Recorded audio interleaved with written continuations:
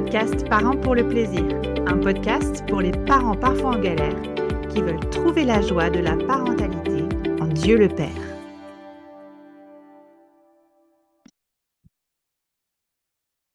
Bonjour, moi c'est Chloé. Moi, c'est Nico. Et moi, c'est Rachel. Alors dans notre dernier épisode, avec l'aide de plusieurs chapitres dans l'Évangile de Matthieu, on a pu examiner de plus près la relation entre Dieu le Père et Jésus son Fils. Et le sujet qui nous a particulièrement capté sur lequel on a porté notre attention, c'était la relation entre l'apprentissage et la souffrance. Et le titre, c'était même N'ayons pas peur des larmes. Et on a découvert cette vérité, c'est que dans l'épreuve, comme Jésus, on apprend l'obéissance. Et ce qui est vrai pour nous en tant qu'enfants de Dieu, c'est vrai aussi pour nos propres enfants. Et le titre pour notre épisode aujourd'hui, c'est Corriger sans connecter mène à l'endurcissement du cœur, c'est-à-dire le cœur de mon enfant. Et notre thème, c'est le plaisir de l'écoute et de l'empathie dans nos familles. Alors voici une réalité à laquelle on fait face en tant que parents, c'est que corriger un enfant qui se comporte mal, c'est facile. Connecter avec lui ou elle sur le plan relationnel, émotionnel, entre mon cœur et son cœur, ça, c'est plus difficile et ça prend plus de temps aussi.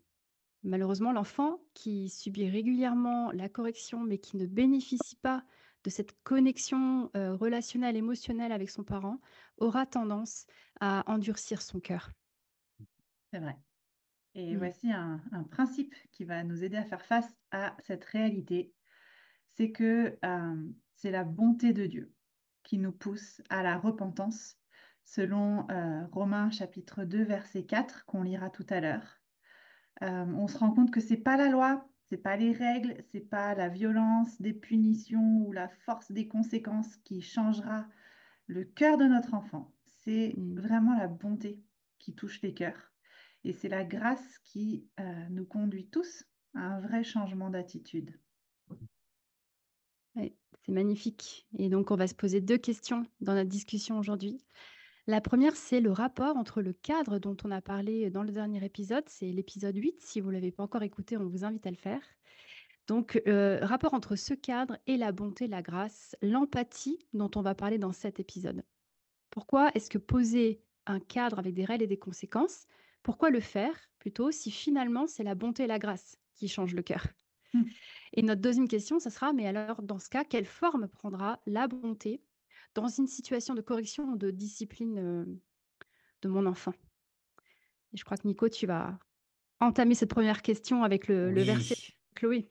c'est ça. Je pense que c'est un très bon point de départ. Ce petit Mmh. verset en Romains chapitre 2 et le verset 4 où il est question d'une bonté, la bonté de Dieu qui nous pousse à la repentance ou à changer d'attitude selon la traduction.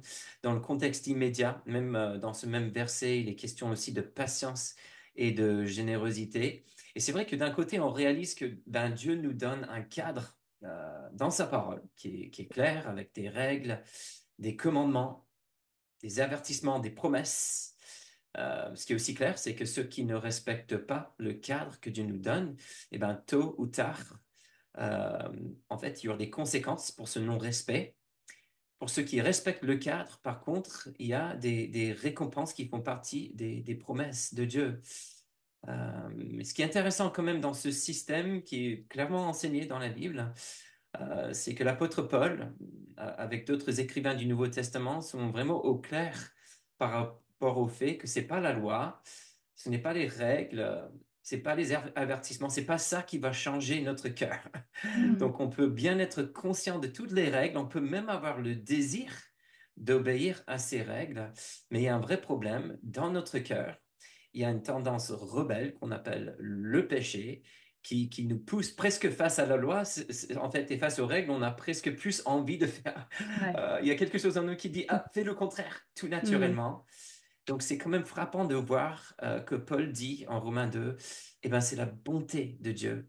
Pas en fait, sévérité, ce qu'on dirait comme ça, et pas les règles qui nous poussent justement à un changement de cœur. Et je voulais juste évoquer rapidement quelques versets d'un psaume du roi David qui a compris aussi ce même principe Et lui, c'était très, très personnel. Il était bien conscient de son Mm. péché Ouais. et du fait qu'il était bénéficiaire de la grâce de Dieu. Il dit dans le psaume 103 que l'Éternel fait grâce. Il est rempli de compassion. Il est lent à la colère et riche en bonté. Il ne nous traite pas conformément à nos péchés. Mm. Il ne nous punit pas comme le mériteraient nos fautes, mais autant le ciel est élevé au-dessus de la terre, autant sa bonté est grande pour ceux qui le craignent. Une autre manière de parler de ceux qui font confiance à lui et qui Mhm. demandent son aide pour respecter justement son bon cadre. Autant l'Orient est éloigné de l'Occident, autant il éloigne de nous nos transgressions. Et puis il continue en parlant de Dieu comme un père. Comme un père a compassion de ses enfants, l'Éternel a compassion de ceux qui le craignent, car il sait de quoi nous sommes faits.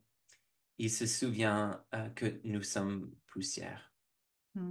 Et alors qu'il y Mm. a énormément de trésors dans ces quelques versets, dans le psaume 103, je voulais nous encourager à nous focaliser sur le verset 14, la fin de ce petit passage que je viens de lire, car il sait de quoi nous sommes faits. Dieu se souvient que nous sommes poussière. Et je pense que Mm. quelque part, c'est un élément qui nous aide à comprendre sa compassion, sa patience, sa bonté.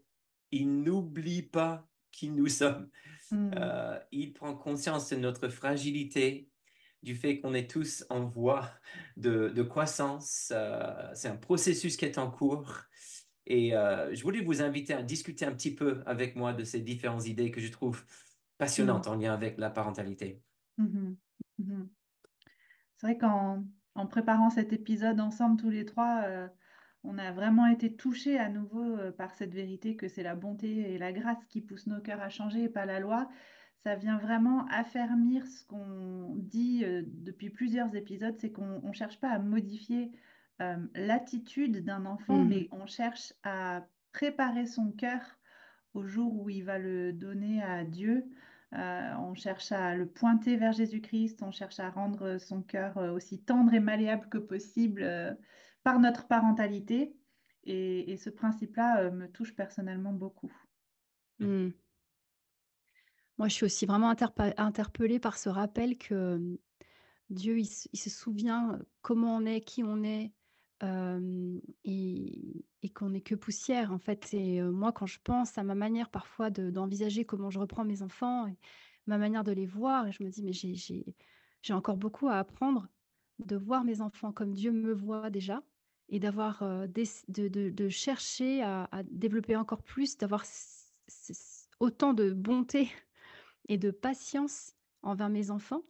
J'en ai de loin pas autant que Dieu en a envers moi et de me rappeler qu'ils sont en chemin, ils sont en apprentissage, que si je vise maintenant, la perfection dans leur attitude, déjà, je vise quelque chose qui n'est pas faisable et en Ouais, plus, je suis en train de leur demander d'accomplir quelque chose, qu'ils sont pas en capacité de faire et je suis à côté de l'objectif et ben, pourtant, je vois que c'est comme ça parfois que ça se traduit dans ma ouais, manière de les corriger.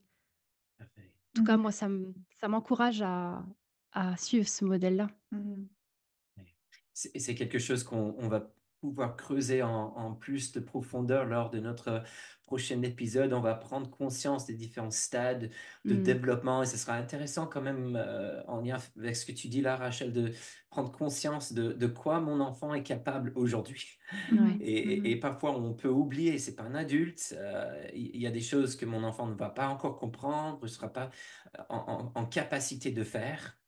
Peut-être certains peuvent se poser la question quand même, en quoi est-ce que la bonté peut mener à la repentance? Je peux imaginer que chacun de nous, on ait des souvenirs de moments où peut-être nous, on était gentils, que ce soit avec nos enfants ou quelqu'un d'autre, et Mmh. ça n'a rien changé dans la mhm, situation. Ouais. Et mhm, je voulais juste vous raconter une petite anecdote mhm, en fait, que j'aime raconter en lien avec cette idée parce que ça m'a tellement impacté. J'étais étudiant en formation biblique dans un contexte universitaire à Chicago et il y avait quand même un code vestimentaire qui s'appliquait à tous les étudiants Mmh. à l'université. On ne pouvait pas arriver dans les bâtiments, les locaux de l'université en jean. Et donc, et en général, je respectais ça, mais il y a un jour où normalement, j'avais pas de cours, je bossais dans une bibliothèque juste à côté j'étais en jean et t-shirt comme je suis aujourd'hui là. Mais j'avais faim. À midi, j'avais pas beaucoup de sous et je savais que je pouvais aller dans la cafétéria de l'université manger pour pas cher. Et Mhm. je me suis dit, bon, je vais faire ça vite fait entre midi et deux. Et je suis allé, quoi. Et le jour où j'ai fait la queue en jean pour manger dans le cafétéria de l'université, il y a qui est devant moi en faisant la queue? Eh ben, c'est le président de l'université, Joe Stoll. Et quand je l'ai vu, j'étais juste dégoûté. Et c'était trop tard. Je savais qu'il m'avait vu. Et c'était même pire. J'étais pas juste en jean, mais mes jeans avaient des trous. Non. Et je dis, oh, Nicolas. Et donc, j'ai fait la queue. Il était devant moi. Je m'attendais pour voir est-ce qu'il va me dire quelque chose. Je me Mhm. préparais pour un moment vraiment humiliant. Et puis, hop, il règle son repas et puis il part. Ah, et j'étais tellement soulagé. Et j'arrive enfin devant la caissière. Je suis prêt à payer. Et la caissière me dit, oh non, pas besoin de payer. C'est le président qui t'a payé ton repas aujourd'hui. Et, euh, Extraordinaire. et pour Wow. moi, c'était juste. Déjà, il y Mm. avait. Je me souviens d'un sentiment de honte. En fait, Ouais. j'ai commencé à Mhm. transpirer et je pense que j'ai rougi. C'est comme si mon péché était exposé, ma faute, Mhm. juste devant la caissière. Mhm. Euh, mais cette bonté, la bonté de ce président, m'a pas donné ce que je méritais. Il m'a fait grâce. Mhm. Mhm. Mhm. Mais en fait, ça m'a tellement impacté que j'ai toujours respecté le code vestimentaire à partir de ce Mhm. jour-là. Mm. Et je trouve Ouais. ça assez fort de voir à quel point parfois la bonté peut faire vraiment le travail pour changer notre Mhm. cœur. Mhm. Mm. Mm. Ah, c'est fou cette histoire. C'est vraiment. Des fois dans ta vie, tu as des exemples comme ça qui viennent te montrer des vérités au sujet Ah, de qui est Dieu, de ce que une histoire biblique cherche à révéler et tout ça. C'est trop bien. Mm. Mm. Je pense que c'est un bon rappel, en tout cas, de méditer sur la façon que Dieu a de gérer notre péché. On se disait tout à l'heure que si Dieu devait nous donner exactement ce qu'on méritait ou nous punir en conséquence de nos fautes à chaque fois, en fait, on aurait été foudroyé assez rapidement dans notre vie.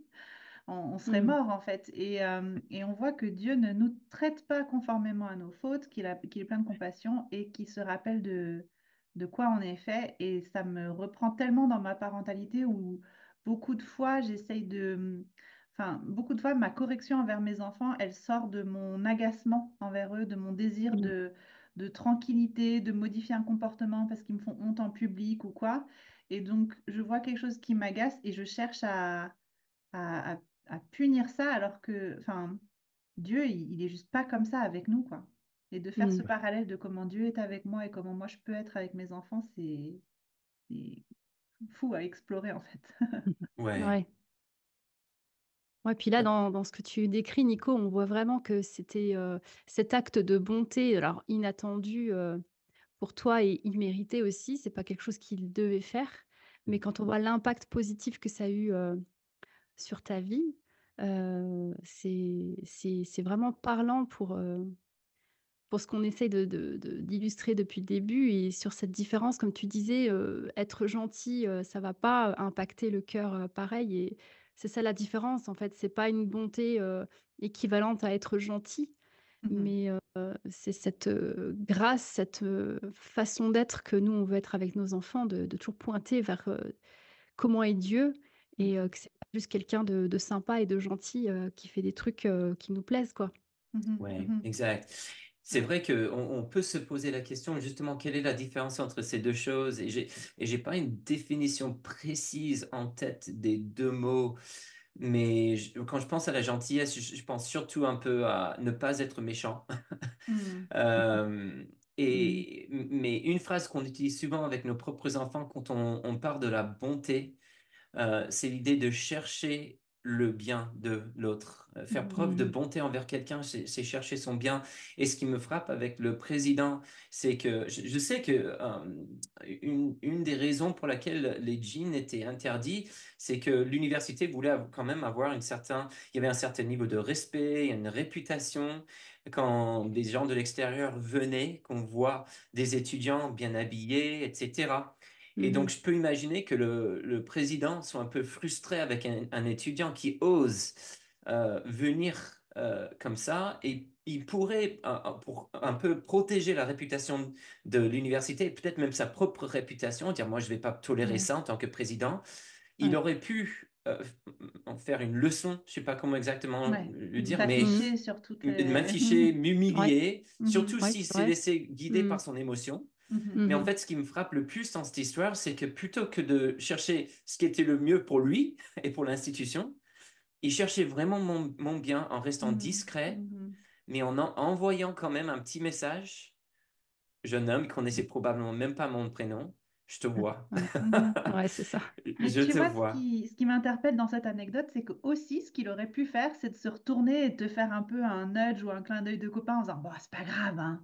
Ouais, Et oui, exact. Et Ouais. tu vois, c'est presque vrai. tomber dans cette espèce de relation de copinage, de allez, allez, c'est pas grave, on s'en fiche. Ben, en fait, le Mhm. résultat que ça aurait pu avoir, ça, c'est que tu te dises, oh, bah, en fait, ces règles-là, finalement, elles sont pas si. Voilà. Et puis, le président, finalement, c'est mon pote. Donc, Mhm. je pousse un peu l'illustration à l'extrême, mais là, il t'a Mhm. dit d'une manière très subtile, je t'ai vu. Ouais. C'est pas OK ce que tu fais, mais je te pardonne en fait, et même je te fais du bien. Oui. Et toi, tu as vu tout ça dans ce geste, et je crois que il n'est pas tombé ni dans un excès, ni dans l'autre. Il a eu une réaction très juste qui a eu un impact très très fort pour toi. Et c'est un peu une bonne transition vers vers notre Mhm. deuxième temps, c'est de se poser la question euh, de quelle forme prend la bonté d'un parent dans une situation de correction ou de discipline de Mhm. nos enfants. Mhm. Ouais, quand on pense à la discipline, et on en a parlé aussi dans l'épisode précédent, mais on, on peut avoir bon, du mal avec ces termes-là, discipline, autorité, correction et tout ça. Et on entend beaucoup parler de ce qu'on appelle la parentalité positive. Et on peut se dire, bah, voilà, qu'il y a certaines écoles qui vont rejeter carrément ces notions. Hem Et on comprend en fait que c'est aussi en réaction, en partie en tout cas, à des formes de parentalité très autoritaires, Mhm. où il y a pas cet aspect bonté. Hem, je sais que dans les générations d'avant, dans ma propre famille, il y avait une phrase qui était communément utilisée, c'était: «Les enfants doivent être vus, pas entendus». Et en Mhm. fait, ils devaient se tenir à carreau, et en fait, ils n'avaient quand même pas beaucoup de liberté d'expression et cetera. Il y a ces choses-là, on a voulu creuser et puis apporter d'autres manières de voir la parentalité, et c'est chouette. Hem Et dans ce podcast, nous, on met l'accent sur la notion d'une autorité bienveillante. Mhm. Donc on va pas, non plus se mettre, comment, en réaction nous-mêmes aussi à certaines façons de faire, où on va se dire: «Bah, ça c'est positif, ça c'est pas positif», qu'est-ce qu'on entend par une parentalité qui est positive? Ben, c'est justement celle qui va chercher à exercer cette bonne autorité qui reflète celle de Dieu, en fait. Mais du Mhm. coup, la question, c'est comment faire concrètement pour être Ouais. bienveillant dans une situation de correction? Mhm. Oui. Oui, et c'est un sujet énorme. Et je pense pour aujourd'hui, pour faire simple, on a Mmh. décidé de se focaliser sur juste une phrase que moi j'ai découvert dans le livre La discipline sans drame de Daniel Siegel en fait, je suggère comme une belle ressource pour les parents.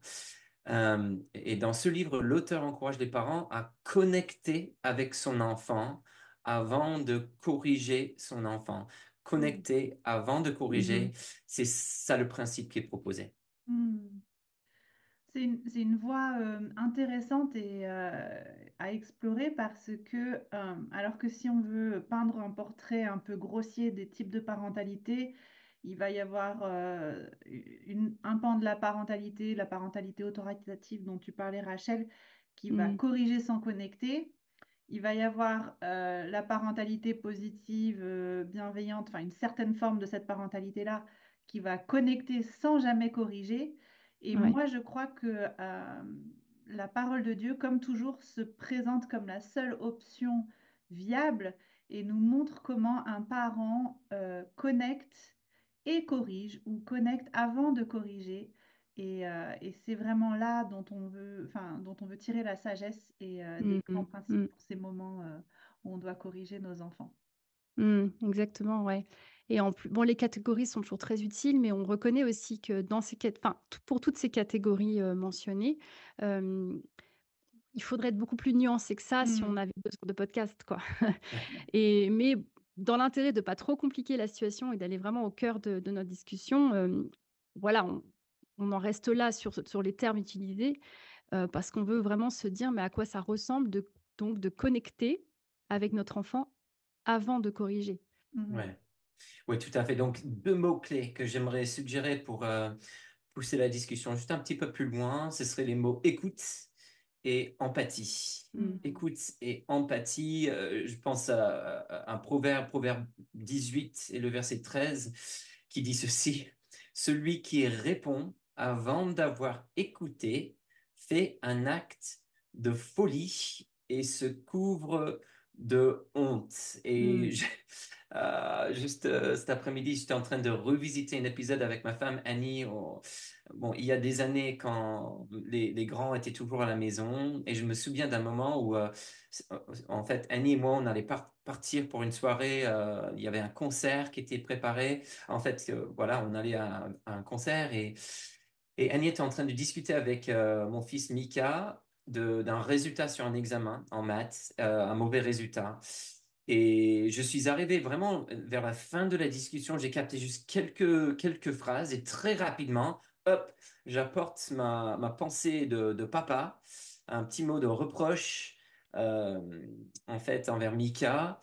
Et très rapidement, après que ces mots sortent de ma bouche, je vois la réaction de mon fils qui, en fait, il commence à pleurer justement. Et Mmh. puis ma femme Annie qui me fait en fait, elle me fait un regard, elle me dit, mais Nico, t'es complètement à côté de la plaque là. Mhm. Et c'était un moment très difficile. Mmh. Encore une fois, bon, c'est un peu un thème pour Nicolas aujourd'hui, les moments de honte totale. Mais c'est un de ces moments où justement cette expérience de honte, celui qui répond avant d'avoir écouté fait un acte de folie et se couvre de Mmh. honte. C'était vraiment mon Mmh. expérience là. Et c'est un peu peut-être extrême bon, c'est pas extrême, mais en fait, je raconte cette histoire parce que je pense que de beaucoup de manières différentes, on peut réagir de cette manière en tant que parent. Tout en voulant faire du bien, on corrige, on peut corriger rapidement sans avoir vraiment pris le temps pour comprendre la situation et pour se mettre Mmh. à l'écoute de nos enfants. Et donc, un des objectifs justement de l'écoute, c'est justement de faire preuve d'empathie. En tant que parent, je cherche à me mettre dans les baskets de mon enfant avant de le corriger. Comment est-ce que lui ou Mmh. elle, comment est-ce que mon enfant voit la situation? Qu'est-ce qu'il voulait? Quel était son désir? Et quelle est sa situation en fait? Est-ce que c'est possible que mon enfant juste a faim et a besoin de manger? Est-ce qu'il est fatigué? Est-ce qu'il est peut-être frustré à quelque chose en fait, qui n'a peut-être rien à voir avec la situation? Est-ce que peut-être il a peur? Est-ce qu'il est en manque d'affection et de temps de qualité avec ceux qu'il aime? C'est quelque chose qui revenait souvent, surtout quand les enfants étaient plus petits. Parfois, on sentait qu'on passait par des périodes assez difficiles avec nos enfants, et en faisant le point avec Annie, on s'est dit, tiens, depuis un certain temps, on est très occupé et nos enfants sont un peu en Mhm. manque de temps de Mmh. qualité avec nous, et on Mmh. voit quand même un certain résultat. C'est pas du tout pour dire que les enfants sont que des victimes. Mmh. Il y a la réalité du péché, on ne veut pas passer à côté de ça. Mais j'ai reconnu, en tout cas dans ma parentalité, que trop souvent, je visais direct la faute de mon enfant. Je voulais en Mhm. parler, même corriger ça, sans avoir vraiment pris le temps pour comprendre la situation dans son ensemble et chercher aussi à comprendre sa perspective, Mhm. la Mhm. perspective de mon enfant. Mhm. Mmh. C'est vrai que le risque avec ces bourdes parentales qu'on a tous subies, mais aussi commis envers nos enfants, euh, c'est de peut-être avoir des enfants très bien élevés, qui se comportent bien, mais des enfants qui peuvent développer un climat d'injustice et presque de méfiance envers nous. Et de passer complètement à côté de cette connexion amicale, émotionnelle qu'on veut avoir avec nos enfants. On parle de stratégie familiale réfléchie ensemble depuis un certain temps. Un de mes objectifs personnellement, c'est que arrivé à l'âge adulte, avec mes enfants, on soit amis Hmm. et que en fait, ils aient le sentiment que j'ai pris le temps de les comprendre, leur situation, leur vie, etc., les enjeux. Pas pour dire que je ne les punis pas, que je ne les corrige pas, mais que j'ai fait ça de la manière la plus juste possible, en tout cas. Hmm. Je crois Ouais, que... Pardon, vas-y, Rachel. Vas-y, vas-y. Non, Non. je voulais juste dire que cet aspect-là, il marche bien quand on a des enfants plus grands. Hmm. On veut s'assurer que Ouais, nous, on a bien compris la situation avant de ouais. discipliner pour pouvoir faire une discipline juste et un cadre juste. Mais que parfois, pour les enfants plus petits, il faut s'assurer que eux aient bien compris la situation dans laquelle on se trouve et que l'empathie et l'écoute pour les enfants plus petits, ça peut prendre la forme d'une petite conversation avant la discipline qui Mhm. ressemblerait est-ce que tu as bien compris pourquoi tu vas être puni là? Qu'est-ce que j'avais dit? Qu'est-ce que toi tu as fait? Qu'est-ce que tu aurais dû faire? Et de prendre ce petit temps de bonté en fait envers l'enfant pour s'assurer qu'il est au courant de ce qui va se passer, de pourquoi, etc. Je pense que c'est une bonté qu'un parent peut faire envers son enfant jeune aussi dans ce Mhm. cadre-là de la discipline. Mhm. Ouais, et finalement, l'idée, c'est d'être, de connecter avec notre enfant avant, de corriger. C'est ce qui ne veut pas dire que systématiquement, avant tout moment où il faut corriger, on va être là à analyser avec notre enfant, Ouais. toute la situation de Mhm. A à Z. Alors c'est vraiment pas une mise en pratique de ce genre de choses où on peut avoir des espèces d'échanges qui sont pas juste par rapport à là où l'enfant il en est dans sa croissance et puis aussi, qui font que peut-être même on va juste oublier, de corriger alors que c'est nécessaire. Ouais. C'est vraiment se dire que, i connecter avec nos enfants, moi j'aime bien cette phrase que j'ai lue il n'y a pas longtemps dans un livre sur la parentalité, de connecter et pas juste coexister sous un même toit en tant que famille. Mais quand mon enfant, il se sentira effectivement, compris, il sera dans un élément de confiance et ben, lui, son cœur, comme c'est le cas pour le mien quand Dieu me reprend, son cœur est mieux disposé pour discuter, avec moi, son parent, de sa faute, le cas, échéant, Ouais. hein.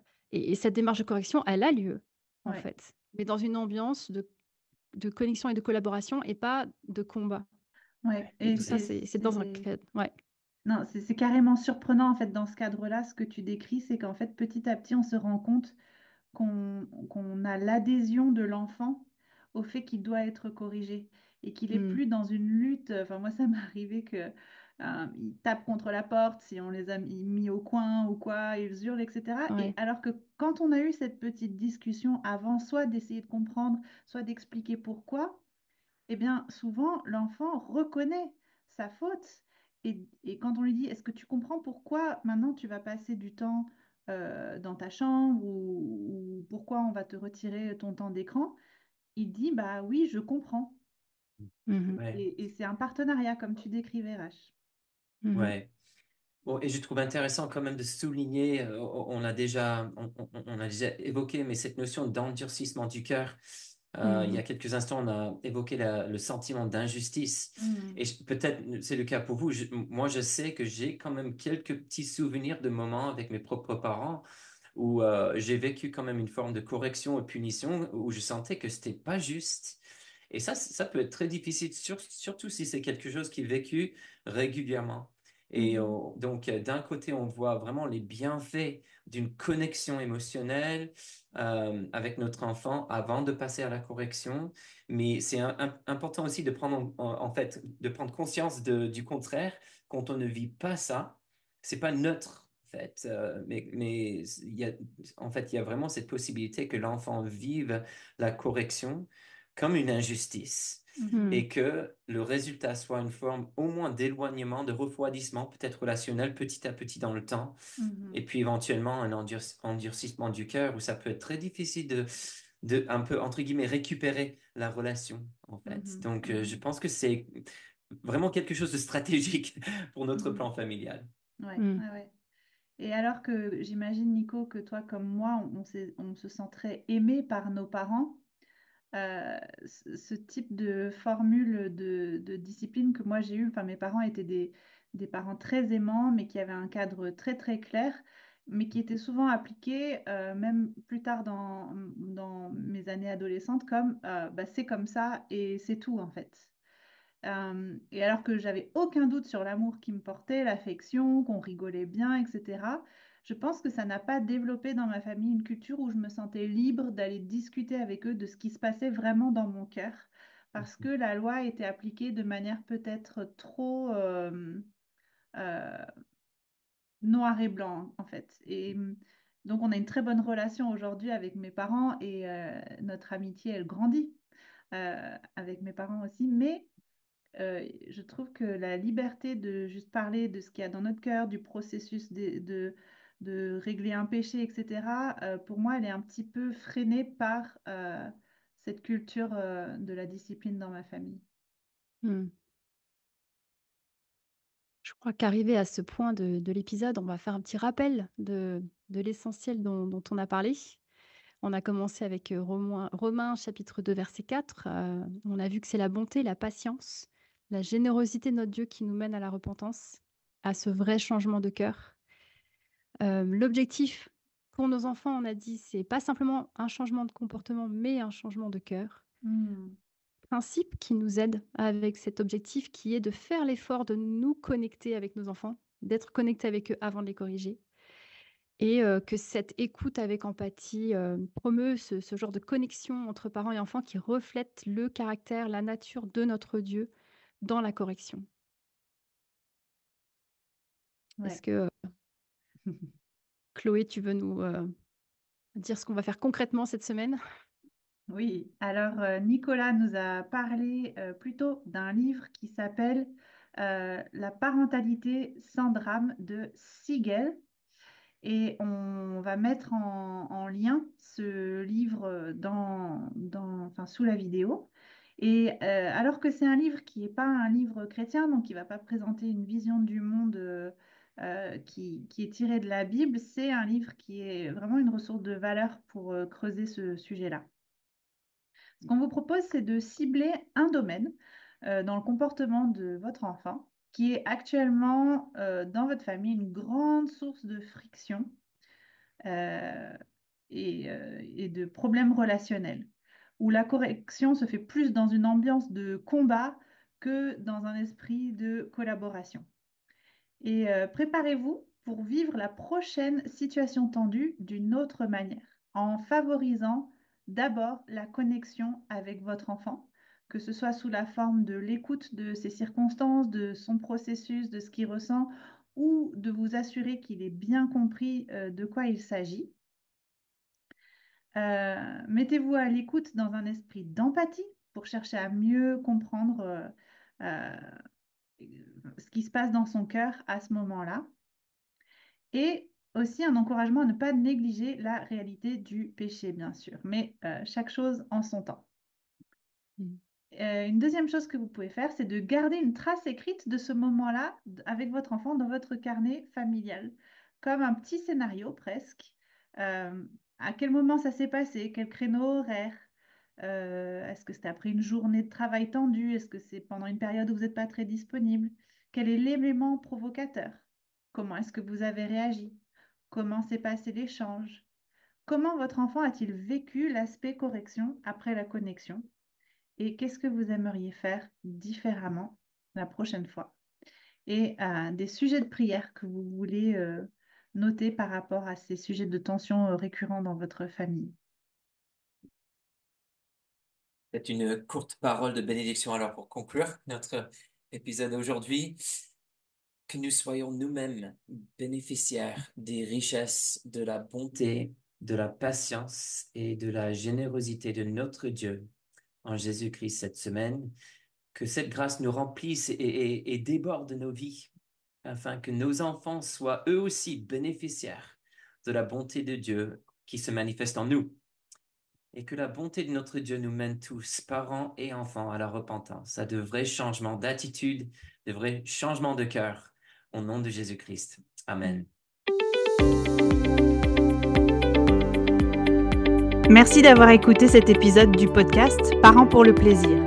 Notre prière, c'est que tu connaisses concrètement cette semaine le plaisir d'être toi-même enfant de Dieu.